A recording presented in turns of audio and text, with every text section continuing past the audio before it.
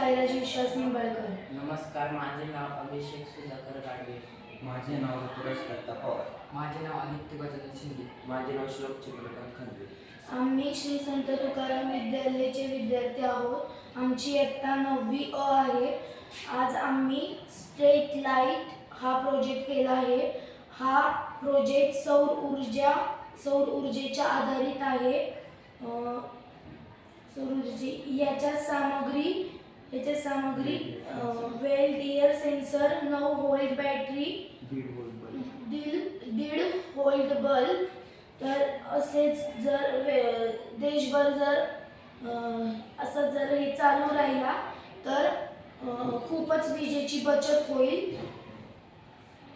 तर बघा